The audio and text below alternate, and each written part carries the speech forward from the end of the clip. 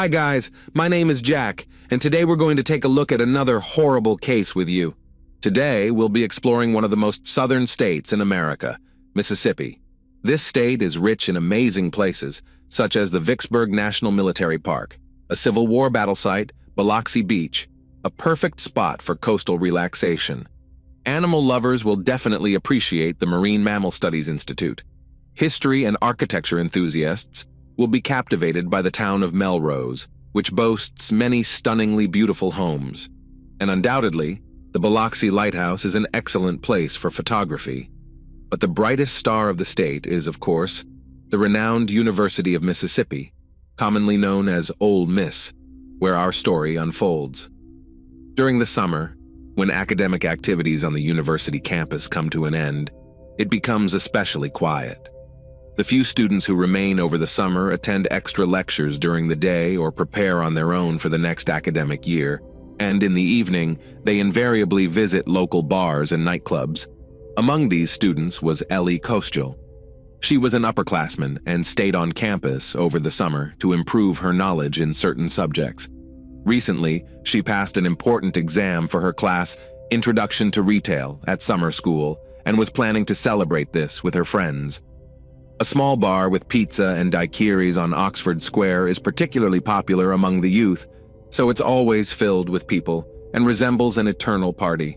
The dim light, loud music, and a rainbow selection of various drinks make it a place where bartenders know many of the customers by name. On the evening of July 19th, Ellie Costial met up with friends at this bar.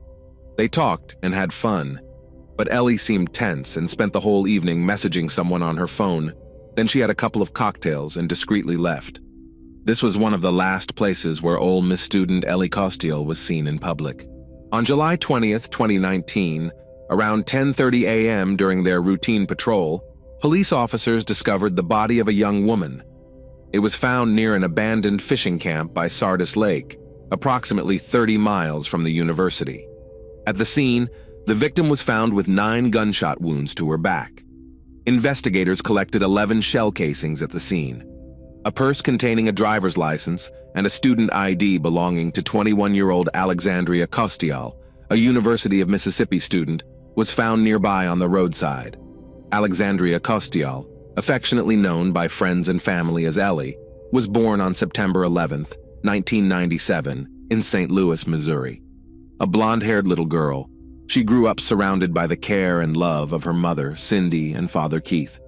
Her parents supported all her endeavors in learning new things. Ellie excelled academically and in sports, participating in track and field and golf. She loved adventures and traveling, but her dream was to attend the University of Mississippi. This special place, with its traditions and new student life, was her dream destination. Her dream came true, and she became a student at the legendary Ole Miss. Ellie lived in a dormitory in Oxford, Mississippi, and was popular among her peers. Friends and relatives praised Ellie, describing her as a lively and energetic person who greeted everyone with a smile. The tragic loss was a shock to the close-knit community of the lovely girl and her fellow students at the University of Mississippi, as investigators worked tirelessly to uncover the facts. Ellie's father confirmed the tragic news of her death in a Facebook post on Sunday. Yesterday, on Saturday afternoon, the Sunset Hills, Missouri, police visited us and informed us that our beautiful dear Alexandria, our sweet Ellie, was the victim of a crime, wrote Keith Costial. She was attending summer school and taught fitness at the University of Mississippi in Oxford, Mississippi. She graduated from Lindbergh High School in 2016. She was just 21 years old.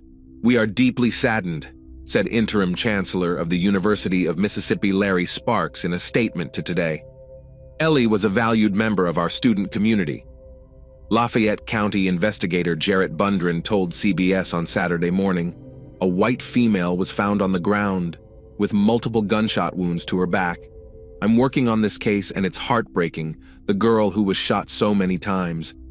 According to sources, a local resident walking their dog reported hearing gunshots early in the morning between approximately 2:15 and 2:30 a.m. Initiating an investigation, Police immediately gained access to the rented apartment where Ellie Costial lived. Although the victim's phone was missing, her Apple Watch was discovered in the room. Witness interviews revealed that a few days before the incident, Ellie's parents had visited her from St. Louis, and she had shared with them how eagerly she was looking forward to the start of the new academic year at the university and had no regrets about staying on campus for the summer. Data from the Apple Watch also showed that after a phone conversation with her mother, the young woman sent several messages to someone named Brandon Theisfeld. Upon examining the messages, detectives learned that 3 months prior to the incident, Ellie had shared shocking news with Brandon. Since Brandon was the last person known to have communicated with the victim, he became a subject of interest to the police. Further examination of their messages revealed that Ellie and Brandon had been in an on-and-off romantic relationship. Brandon Theisfeld, a tall, dark-haired young man with an athletic build, was also a student at the University of Mississippi. He hailed from Fort Worth, Texas, and was raised in a well-mannered family. In 2016, as a freshman, Ellie met Brandon and immediately fell for him. The young people started dating, but they never officially declared themselves as a couple.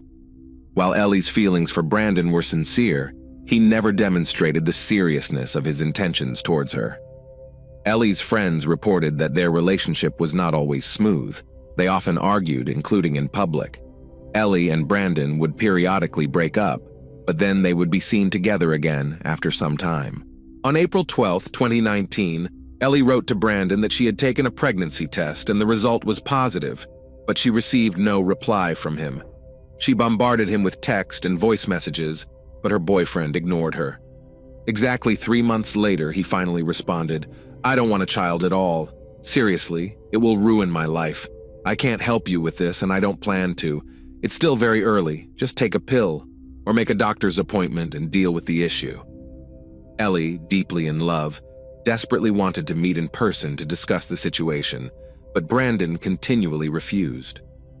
On the fateful Friday of July 19th, Ellie went to a local bar with her friends.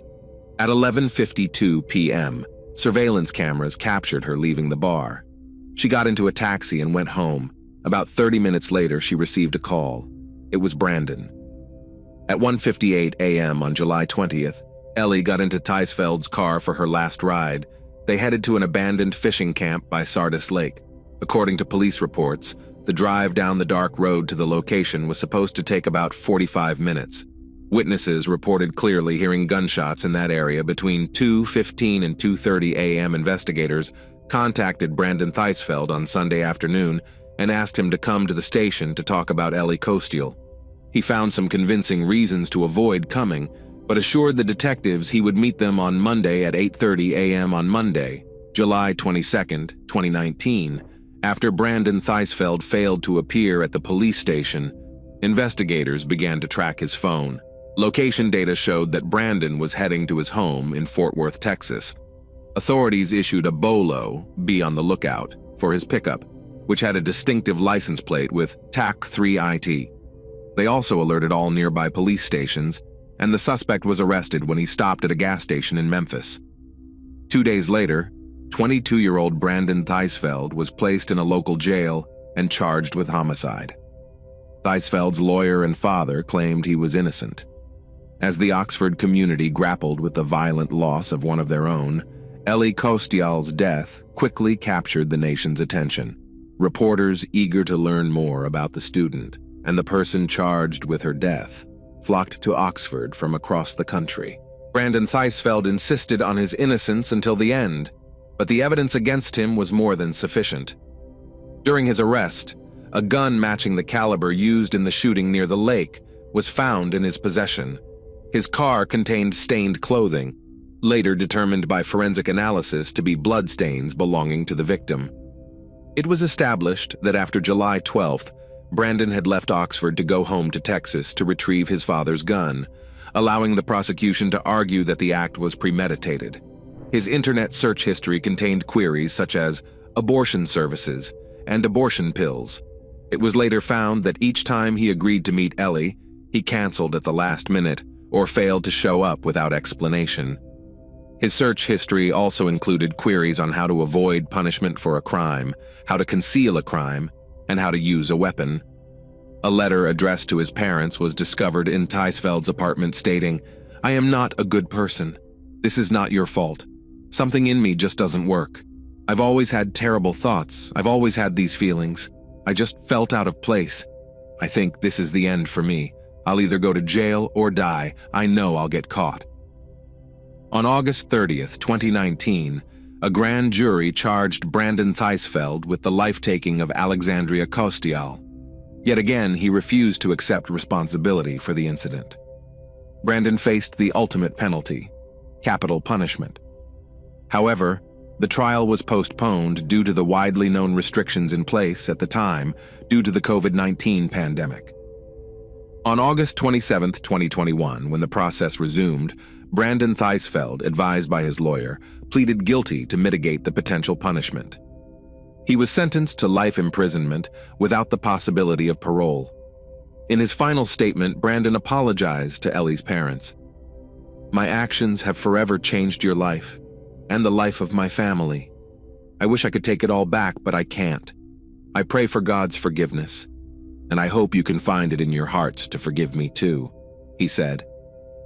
Cindy Costial, Ellie's mother, did not accept Brandon's apology, stating that he should spend the rest of his life in prison and that every time his cell door slammed shut, he should remember the heinous act he committed.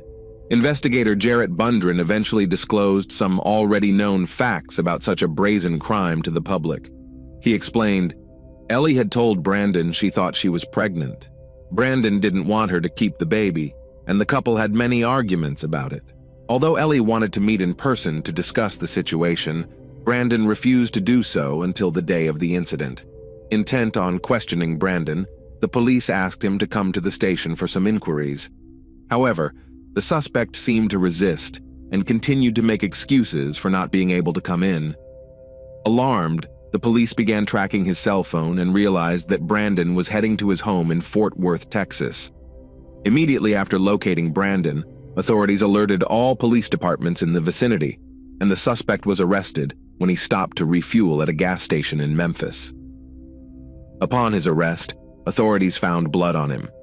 Moreover, a pistol was found in his truck, the caliber of which matched the weapon used in Ellie's demise. Although Brandon insisted on his innocence and claimed he had no part in the incident, the police ultimately charged him with the crime. 5 days after Ellie's passing, normalcy had yet to return to Funky's bar, where surveillance cameras had captured her leaving shortly before midnight on July 19th. Interviews with witnesses, who were among the last to see Ellie, revealed that the management had recently installed a camera right in front of the bar. A bartender, who preferred to remain anonymous, mentioned she had been friends with Ellie since school. Taking a break from her duties, she found the words to describe her friend. "She always smiled. She just lit up the room. She had a smile from ear to ear," she said. Ellie was the kind of person who greeted everyone. "It's just really sad. She was too kind," she said, looking away as the colorful disco lights danced on her face. "We're going to miss her." Ellie's teacher and friend, who taught the Introduction to Retail course, Morgan Hall, learned about the passing of her student the following Monday. She was shocked. "You never expect something like this to happen in Oxford and its surroundings." During the interrogation, Morgan mentioned the last time she saw Ellie around 1:15 p.m. on July 19th, when she submitted her test. "She left, and I think that evening everything went downhill," she said. "Ellie was a sweet girl, very quiet, and I liked having her in class," Morgan stated. After hearing about the student's demise, Morgan immediately went to the administrators to figure out the best way to deal with the situation. According to her, the university had students involved in suicides and fatal accidents, but this was something new. Morgan Hall briefly mentioned Ellie's passing in class. Counselors were ready to assist and were available on campus during that period. Anyone who wanted to postpone their final exams for a few days could do so if they needed time to grieve. "My heart goes out to her parents and all her friends," she said. "Parents shouldn't have to bury their children. That's not how it's supposed to work." As it turned out, Ellie Costial, in her need for support, had told friends that she was pregnant with Brandon Theisfeld's child. Her sisters knew she was pregnant and that she had told Brandon, said a classmate. He was very upset about it, about how it would ruin his life and future. He was angry that she wouldn't have an abortion. She said, "No, I don't believe in that." Another friend mentioned Ellie tried to end her pregnancy through unhealthy methods, like long walks, drinking a lot, and using forbidden substances. She was 17 weeks along. She was struggling with it. Brandon knew about it, but he was seeing someone else. He wanted her to end the pregnancy. I think morally she didn't want to, said Ellie's close friends. He was terrible, and then she would break up with him. Or he would break up with her in anger, and then come back to her saying, I'm sorry. And she always took him back. Ellie Costial's shocked friends and classmates struggled to cope with the news and paid tribute to their friend on social media. It's just hard for me because when I see her face, all I can think about is what she went through, what she thought, what she said her friend Anna Pasco. It's very, very difficult. On Twitter, one of Ellie's classmates wrote on July 23rd that for years, they had to listen to Ellie and discuss in detail the issues between her and Brandon. He pursued her for many years, using her for his own interests during that time. I spent countless nights holding Ellie, wiping her tears as she cried over this monster for many years, said the now deleted post. You deserve hell, a disgusting excuse for a person. Rex Ravita, a former dorm neighbor of Theisfeld's, shared in an interview that the 22-year-old was a daddy's boy who said he had been seeing Ellie Costial off and on for many years just for the sake of not being bored. I genuinely believe he emotionally manipulated her into believing he loved her just as she did him, and I think he kept her on the hook until the very last second, said Ravita. Ole Miss student Rex Ravita, a former dorm neighbor of suspect Brandon Theisfeld, later described the alleged perpetrator as misogynistic and arrogant, stating, I'm not going to sugarcoat it. He was very much a daddy's boy. Always had to mention his father's money, how his dad could get him out of anything. Just that kind of attitude all the time. Any vulgar comment he could make, any crude remark towards anyone in our dorm, he got away with. On Thursday evening in her hometown of St. Louis, a memorial service was held for Ellie Costial. At the request of the Costials, no public statements were made in Oxford about memorial events. Only black ribbons encircling the majestic white columns of the women's houses, including Alpha Phi where Ellie lived, served as a reminder of the tragedy. The young student's demise unsettled the entire state. Meikle Cunningham, a resident of Oxford, mentioned that the case has caught everyone's attention on campus. This is the biggest news in town since football season for a long time, said Cunningham. It's just terrible. He expressed hope that the case could be resolved soon, so the Costial family could find peace. Despite the deliberate withholding of crucial facts for the sake of investigation confidentiality, some news agencies conducted thorough investigations and reported that surveillance cameras captured Costial on film early Saturday morning, near the location where her body was found. They reported seeing Ellie Costial with a man, who appears to be Theisfeld, at a 24-hour store in the Harmontown area. Arafat Najib, who has owned this store for about 10 years, mentioned that police officers came to the store on Sunday and asked to review the surveillance camera footage. Najib said that the investigators did not explain why they were there and took some evidence with them when they left. According to Najib, video footage is erased every 72 hours, so there's no way to go back and see what the cameras captured. The business owner stated, We've never had any problems or violent incidents here. This is a small town. It's quiet. Everyone knows each other. This is just madness. The Lafayette County Sheriff's Office long refused to release any additional information about the progress of the investigation or to give interviews to the media. Rocky Kennedy, the Lafayette County coroner, mentioned that there's a reason officials are not saying much. This isn't a story that everyone will see until it reaches court, he said. Certain delicate details in this case are tools to ensure that the person who committed this act is brought before court, convicted, serves the appropriate sentence, and is held accountable for what they've done. Kennedy said the media attention on this case has been overwhelming, but it doesn't change the nature of his work. "Every case I handle is important," said the coroner. "I try to give the same attention to every family who's lost someone. They've lost someone they loved." Michelle Miller, also involved in investigating Ellie Costial's case, raised questions about missed warning signs in relationships and whether her demise could have been prevented. Brandon Theisfeld was charged with the crime. He faced the death penalty after being accused of Ellie Costial's demise and alleged abduction. Despite delays caused by the COVID-19 pandemic, justice was served.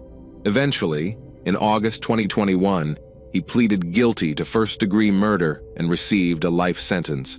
Judge Kelly Luther sentenced him to life imprisonment, and he will have the possibility of parole when he turns 65. Brandon Theisfeld is currently incarcerated in the Mississippi State Penitentiary in Sunflower County, Mississippi. At the trial, when the verdict was read, Brandon Theisfeld showed some emotions and sincerely admitted to his involvement in the demise of Ellie Costial. He acknowledged his guilt in the demise of Alexandria Costial and was very emotional when he apologized to both her family and his own. A significant fact in this case was the finding of the forensic examination, which established that Alexandria Costial had never been pregnant. We are left to speculate and ponder why a young and promising student at a popular university, who could have had a happy and fulfilling life, fabricated the existence of a non-existent child and spoke about it to all her friends for 3 months.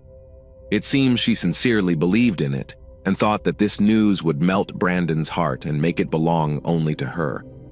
Unfortunately, a miracle did not occur. Her parents and friends are still mourning their dear Ellie. Thanks for watching, guys. That was Jack with you. Subscribe to the channel. There are many shocking stories ahead.